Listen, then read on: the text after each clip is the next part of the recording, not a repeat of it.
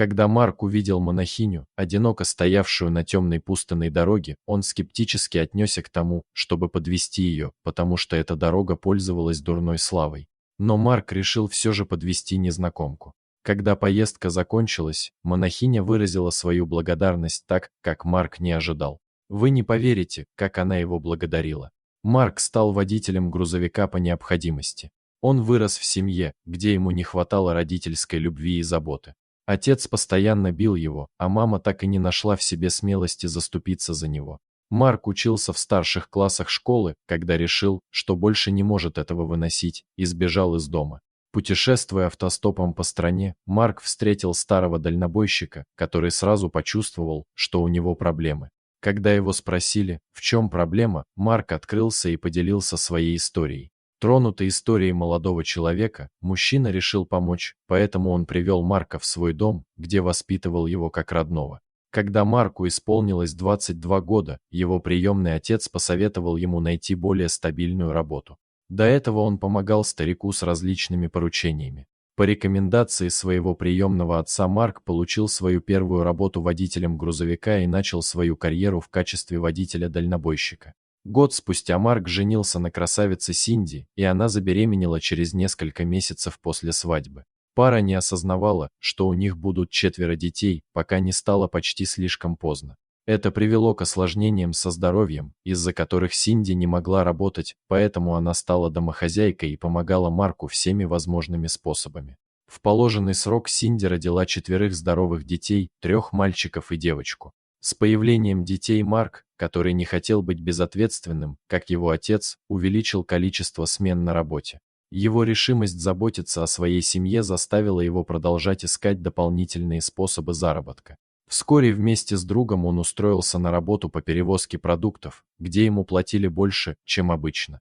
Его целью было потратить деньги, которые он получит от работы, на покупку собственного грузовика, чтобы ему не пришлось отдавать 40% своего заработка арендатору.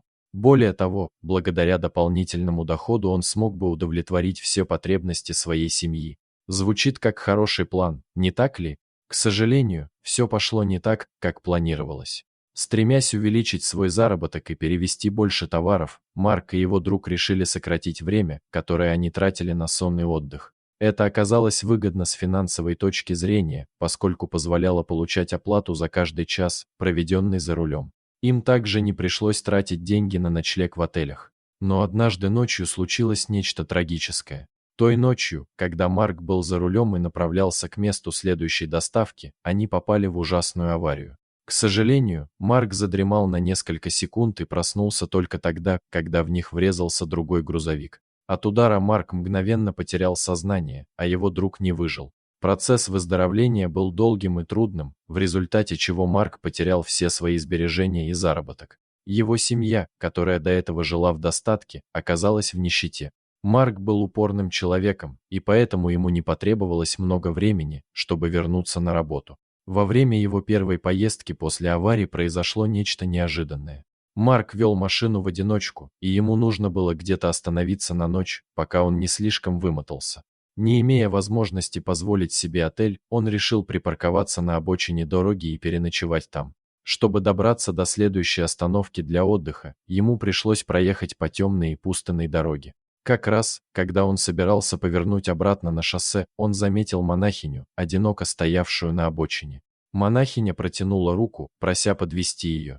Марк подумал о том, чтобы оставить ее прямо там, на дороге. Он слышал несколько историй о том, как водители грузовиков грабили на дороге, и не хотел быть одним из них. Последние деньги, которые у него были деньги, вырученные за доставку, и они предназначались для его семьи.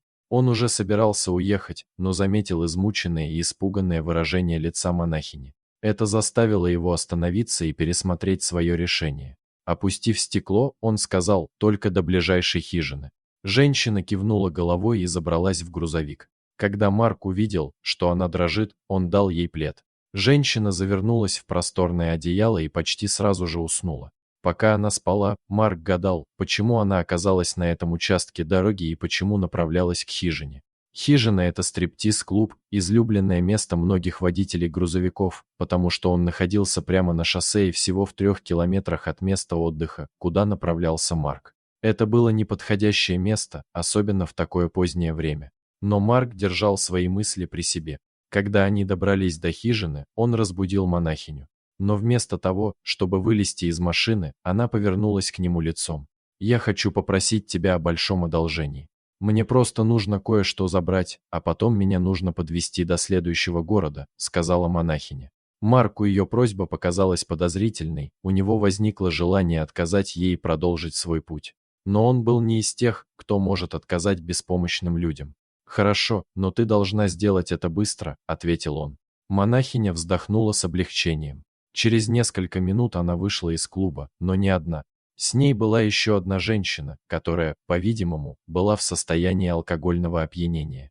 За женщинами по пятам следовали несколько мужчин. Марк почувствовал опасность, поэтому немедленно выскочил из своего грузовика и двинулся в их сторону, но бандиты окружили его и женщин. «Оставь девушку в покое, и мы не причинил тебе боль», — сказал один из бандитов. Но монахиня ничего не сказала и просто крепко обняла ту самую женщину.